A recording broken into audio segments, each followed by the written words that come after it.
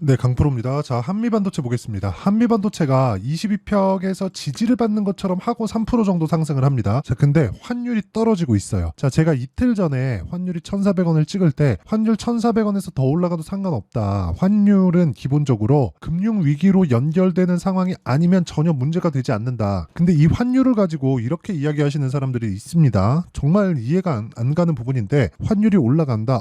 그러면 뭐 외국인들이 한국 시장에서 엑소더스가 일어날 수 있다. 막 이런 식으로 표현하는데 그거 아닙니다. 그거 아니에요. 지금 환율이 높게 유지되고 있는 이유는 연준이 의도한 바입니다. 연준이 의도한 게 뭐 중동 쪽의 불안으로 인해서 뭐 이게 뭐 미국의 인플레이션을 낮추지 않게 만들고 이렇게 자꾸 연결시키잖아요. 만약에 그런 부분 때문에 그쵸? 미국 경기가 문제가 될 것 같았으면 인플레이션은 먼저 무너집니다. 왜? 소비가 일어나지 않으니까. 지금 계속해서 유지가 되는 건 소비가 일어나고 있기 때문에 그렇습니다. 물론 뭐 실상 그 내부에서 일어나고 있는 일, 미국에 대한 경기 수준이 실제 어느 정도 되는지 그렇게 이야기를 한다면 그거는 가봐야 알죠. 하지만 연준에서 뭘 봐요? 지표를 보잖아요. 우리도 지표를 봅니다. 그러면 연준에서 지표를 봐서 결정을 하고 우리는 그런 부분을 선반영되는 과정에서 우리가 매매에 활용하면 환율 가지고 전혀 문제되지 않는다는 걸 이야기를 계속해서 제가 드리고 있어요. 자, 그런 과정에서 최근에 반도체가 어느 정도 빠진 것도 사실이죠. 그리고 미증시에서 반도체가 하락을 했습니다. 뭐 엔비디아 같은 경우에도 오늘 꽤 큰 폭으로 빠졌고 어느 정도 빠졌는지 내용을 한번 보잖아요. 그러면 이렇게 파악이 가능합니다. 자, 내용 한번 보시면 간단하게 보실 수 있는데 일단 어저께 ASML 실적이 나오면서 7% 빠졌습니다. 본장에서 빠졌는데 ASML 실적이 나오면서 한국 시장에도 어제 장 막판에 안 좋은 부분이 부각되면서 좀 안 좋게 마감이 됐죠. 그리고 나서 미증시가 어떻게 됐습니까? AMD 빠지고 테슬라 빠지고 그리고 그 반도체 쪽 엔비디아도 빠지고 인텔도 빠지고 마이크론도 빠지고 다 빠졌죠. 그런데도 불구하고 한국 시장에서 삼성전자 반등 나옵니다. 자, 이런 상황은 왜 벌어질까요? 그리고 한미반도체도 반등 나옵니다. 이런 상황은 왜 벌어질까요? 이게 오늘 이야기를 드려야 되는 핵심적인 내용이다. 이런 부가적인 내용, 환율로 인해서 그렇습니다. 환율이 올라가면 위험합니다. 이거 누구나 알 수 있잖아요. 그런데 환율로 인해서 주가가 어떻게 될 건지 그리고 그런 부분을 가격적으로 예상하는 게 아니라 확인하고 매매를 어떻게 할 건지 그 내용에 대해서 이야기를 드릴 겁니다. 이해하시면 다른 종목에서도 충분한 수익을 보실 수 있을 거예요. 자, 내용 계속 할 테니까 자, 보세요. 일단 한미반도체가 올라간 것 왜 그렇습니까? AI 반도체 때문이다. 그쵸? AI 반도체 어디서 만들어요? 엔비디아에서 만든다. 그럼 이거 어디서 사가요? MS, 구글, 뭐 메타 여기 사갑니다. 근데 엔비디아에서 지금 굉장히 비싸게 팔아요. 반대로 이야기하면 싸게 팔 이유가 없죠. 왜? 엔비디아 혼자 만드니까. 근데 엔비디아의 적은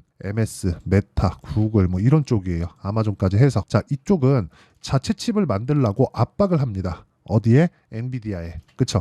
자체 칩을 만들 수가 이게 불가능한 게 아닌 게 이렇게 보셔야 돼요. 자, 이 내용인데 설계만 합니다. 그리고 파운드리를 이용하죠. 파운드리 어디요? TSMC. 그렇죠. 그러면 TSMC를 이용한다는 조건 하에서 설계 쪽은 충분히 구할 수 있죠. 그랬을 때는 어떻게 돼요? 엔비디아를 압박할 수 있겠죠.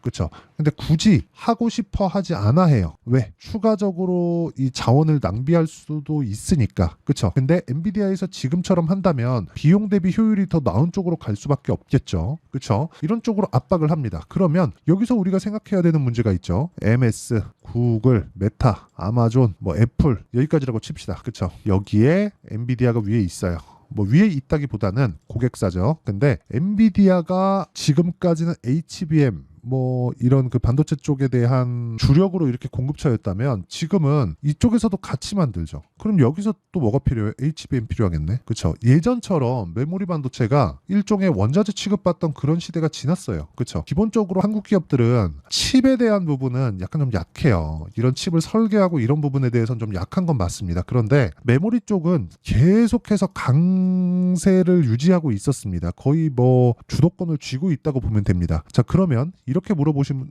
분들이 있을 거예요. MS 여기서 HBM이 비싸면 이것도 만든다 그런 거 아니에요? 이거는 정말 자본집약적, 그쵸, 노동집약적 이런 산업이에요. 메모리 쪽은. 그리고 TSMC에서 하고 있는 파운드리 쪽도 마찬가지입니다. 그쵸. 설계만 하는 엔비디아가 TSMC에 왜 맡길까요? 이 막대한 자금을 들여서 엔비디아가 이걸 할 수 있다고요? 못합니다. 그럼 반대로 HBM, 메모리 반도체를 이쪽, 그쵸? MS나 구글이나 이런 쪽에서 할 수 있다고요? 엔비디아에서 할 수 있다고요? 안 됩니다. 안 돼요. 그쵸? 오히려 TSMC가 지금 너무 높은 점유율을 유지하고 있어서 불편한 부분들이 있을 겁니다. 자, 보통 사람들은 뭘 싫어하죠? 독점 싫어하죠. 그래서 TSMC 천하도 아무리 길어야 5년 정도예요. 그리고 2017년을 기반으로 해서 삼성 파운드리에서도 TSMC에서 하고 있는 파운드리 쪽에 돈이 된다는 걸 눈치를 챘어요. 뭐 조금 늦게 눈치챘다고 생각은 하지만 유일하게 이쪽도 노동집약적, 자본집약적 그런 사업이기 때문에 그러니까 일종의 장치 산업이란 말이에요. 이쪽은 진입장벽이 높은 게 아니라 이제는 무언가 새로운 게 들어와서 뭐 새로운 사업을 할 그럴 상황이 아닌 거예요. 그러면 HBM에 대한 수요가 늘어나고 있다는 내용, 이걸로 인해서 지금 주가가 올라가고 있는 겁니다. 그러면 여기 또 한 가지를 생각해 볼게요. 엔비디아가 빠져도 한미반도체나 하이닉스나 삼성전자 쪽으로는 시세가 일정 부분은 유지가 될 수 있다. 그렇죠? 그런 부분에서 환율까지 튀어준다. 그럼 뭐 돼요? 한차 이익을 볼 수 있다. 그럼 뭐까지 나올 수 있나요? 연준에서 통제 가능한 금융적인 환경에 있는 그런 상황까지는 꾸준하게 이 반도체 쪽은 타점을 잡아야 되는 그런 상황이 되는 겁니다. 답은 하나예요. 환율 상관없다. 그렇죠? AI 반도체에 대한 부분들 수요가 줄어도 상관없다. 그렇죠? 엔비디아 쪽에서 내려도 폭락이 나오거나 그러긴 어려워요. 아직까지 시간이 있습니다. 근데 엔비디아가 막 급락을 한다 그래도 삼성전자가 막 굉장히 뭐 큰 폭으로 상승하거나 한미반도체가 굉장히 큰 폭으로 상승하거나 이런 부분은 없지만 급하게 내가 엔비디아 내렸다 급하게 팔 필요는 없다. 오히려 엔비디아가 빠지면 빠질수록 가격적인 매력도가 높아졌다고 판단을 하고요. 그 높아진 과정에서 우리가 해야 될 부분은 뭘 해야 돼요? 한미반도체에 대한 부분, 다른 반도체 종목들에 대한 타점을 잡는 게 중요하다. 그렇죠? 그 타점에 대한 부분을 이해를 했을 때 수익, 계좌 수익이죠. 제 계좌 수익은 1월 1일부터 4월 18일까지 한 3개월 반 정도의 기간 동안 52%이 정도의 수익을 낼 수 있다. 그렇죠? 자, 그러면 어떤 종목을 하길래 이렇게 매매가 가능한지 보면 자, 일단 코리아 FT 여기 보세요. 그렇죠? 2월달 상황입니다. 어때요? 상승하는 구간에서 뭘 만들어요? 매수 구간을 만든다. 즉 타점을 만든다. 쭉 내려서 보면 28%. 그렇죠? 이런 식의 수익이 나오는 겁니다. 그리고 지금 반도체 종목 가지고 이야기를 하고 있으니까 반도체 종목 가지고 이야기를 드리면 자, 내용 한번 보세요. 뭐 DI, 그렇죠? DI 같은 거 보세요. 매수 어때요? 계속해서 수익이죠. 그리고 뭐 자람 테크놀로지 이런 종목들 올라가는 구간에서 매수 74.8%. 그렇죠? 이런 식으로 매매가 가능해진다. 즉 가격이 답이다. 그리고 이런 부분을 자, 여기 소통방에서 10억 만들기 프로젝트로 진행하고 있습니다. 소통방에 지금 1200분 정도가 함께하고 있고요. 1200분이 함께하고 있는 내용을 모두 공유하는 게 여기 내 계좌 수익으로 보여드리고 있는 겁니다. 여기서 올해 10억 만들기 프로젝트를 진행하고 있으니까 매매하는 과정에서 내가 너무 어렵다 그리고 실시간 타점이 필요하다 하시는 분들은 소통방 들어오시면 되고 구독과 좋아요 이 두 개 눌러주시고요. 상단에 있는 전화번호로 구독 또는 소통 또는 10억이라고 문자 보내주시는 분들에 한해서만 제가 소통방 입장 링크를 순차적으로 공유를 해드리겠습니다. 한미반도체 지금 뭐 좀 떨어져도 상관없습니다. 기본적으로 AI 반도체에 대한 수요 이거 끝나면 뭐가 돌아오겠습니까? 기존 반도체에 대한 수요 같이 돌아옵니다. 그리고 나면 기존 반도체에 대한 수요 끝나면 뭐가 돌아와요? AI 반도체에 대한 교체 수요. 왜? 효율을 높여야 되니까. 그 효율을 높이는 과정에서 뭐가 필요해요? 당연히 새롭게 그렇죠 들어간 칩이 필요하죠. 그 칩에는 HBM이 다시 들어갑니다. 재활용 안 하니까. 자, 그러면 자, 이 구간에서 계속 올라간다 그런 게 아니에요. 조정이 있죠. 조정이 있기 때문에 우리는 전체 시세를 다 먹으려는 생각만 하지 말자. 그게 진짜 중요합니다. 그래서 이런 구간에 대한 내용 제가 실시간 타점이 필요하다고 이야기를 드리는 것도 그것 때문입니다. 전체적으로 시세를 다 먹을 수 없어요. 그렇기 때문에 중간에 타점을 잡아야 되고 그 타점에 대한 부분을 오늘 같은 경우에도 그래요. AP 시스템 시장가 매수 그렇죠? 어저께도 AP 시스템 시장가 매수 FST 전부 다 오릅니다. FST 자, 내용 보세요. 계속해서 올라가는 구간에서 매매하죠. 그렇죠? 그리고 여기 AP 시스템 같은 경우에도 시장이 안 좋은데도 불구하고 매매한 결과 어때요? 꾸준하게 수익 구간을 만들어 갈 수 있다. 그렇죠? 이런 부분은 소통방에서 공유하고 있으니까 구독과 좋아요 눌러주시고요. 상단에 있는 전화번호로 구독 10억 소통 그렇죠? 아무렇게나 문자 보내주시면 제가 입장 링크를 모두 공유를 해드리도록 하겠습니다. 자, 그러면 실제 타점을 어떻게 잡는지 그 원리에 대한 부분은 여기 한미반도체의 가격과 단기 보유 전략 그렇죠? 그리고 이 내용과 함께 제가 한미반도체만의 실시간 타점은 문자로 공유를 해드리도록 할 테니까 구독과 좋아요 이 두 개 눌러주시고요.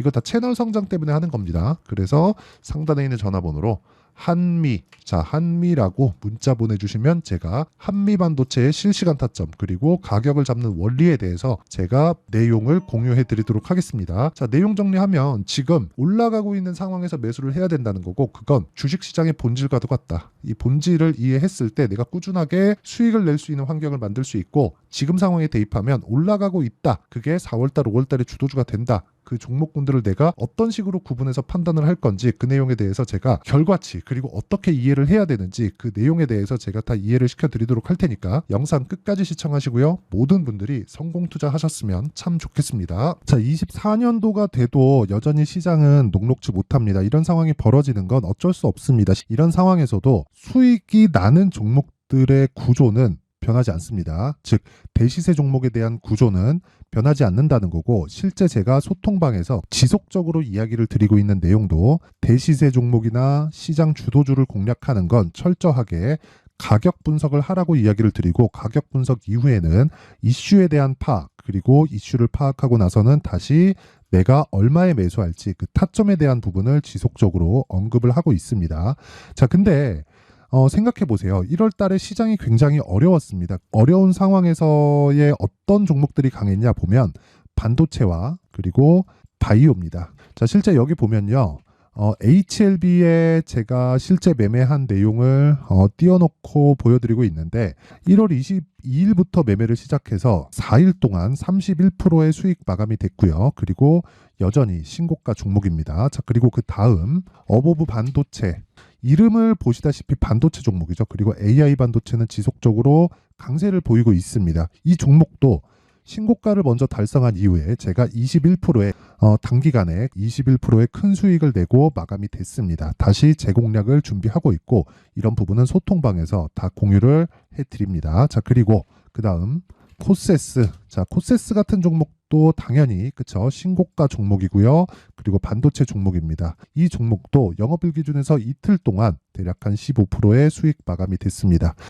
내용을 한번 보시면 어떻습니까? HLB를 포함해서 뭐 30%, 20%, 뭐 15% 이런 식의 수익이 지속적으로 발생하고 있는데, 이 세 종목 모두 다 신고가 종목이고 1월 달에 시장이 약세를 보이고 있는 구간에서도 강했었던 그런 종목입니다. 특징점이 하나 있는데 그 이슈에 앞서서 가격이 먼저 반영했다는 거죠. 자, 근데 그게 기업 밸류업 프로그램이라고 하죠.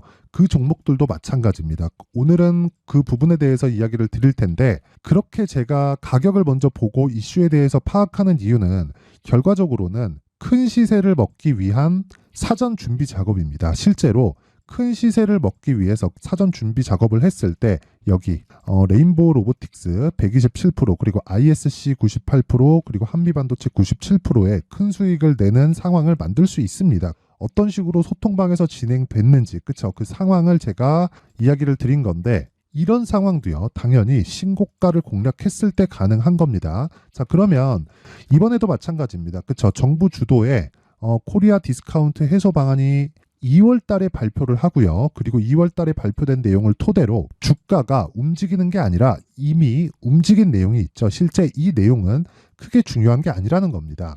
실제 움직인 내용을 보면, 자, 기아차입니다. 실제로 12월 달에 신고가를 만들어 놓고 정부에서 입김을 불어 넣으니까 순식간에 기아차를 포함해서 현대차 같은 거대 기업들의 주가가 2주도 채 되지 않아서 40% 정도의 큰 시세를 냅니다. 자, 그러면 우리는 어떤 종목을 봐야 될까요? 이슈를 파악해야 되는 것도 맞지만 철저하게 가격에 맞춰서 매매를 해야 되는 게 당연히 중요합니다. 정부가 주도하는 정책 방향이 있겠죠. 그 방향에 맞춰서 우리가 종목을 찾을 필요가 있다.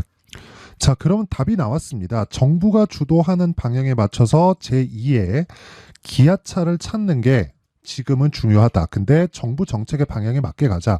그랬을 때 앞서서 제가 보여드렸었던 내용인 여기 레인보우 로보틱스 127%, 그리고 ISC 98%, 그리고 한미반도체 97%와 같은 수익을 낼 수 있습니다. 물론 시간에 대한 부분은 최소 2주의 시간이 필요하고요. 그리고 최장 3개월 안에 끝내야 됩니다. 자, 기아차의 시세를 보셨던 것과 같이 2월 달에 정부 정책의 방향이 결정되고요. 바로 3월 달이면 시행입니다. 자, 그러면 우리는 거기에 맞춰서 당연히 종목을 찾아야 되고, 제가 제2의 기아차를 찾아놨습니다. 제가 아까 전에 소통방에서 이야기를 드렸었던 내용 다 공개를 해드렸는데, 그 내용처럼 종목만 받고 싶다 하시는 분들은요, 상단에 있는 제 전화번호로 대시세, 자, 대시세라고 문자를 보내주시면 정부 정책의 방향에 맞는 종목을 모든 분들에게 무료로 공개를 해드리도록 하겠습니다. 자, 제가 원하는 건 채널 성장이 목적입니다. 자, 그래서 구독과 좋아요 꼭 좀 부탁드리고요. 모든 분들이 정부 정책에 맞는 방향으로 매매를 이어가서 큰 수익 보셨으면 좋겠습니다.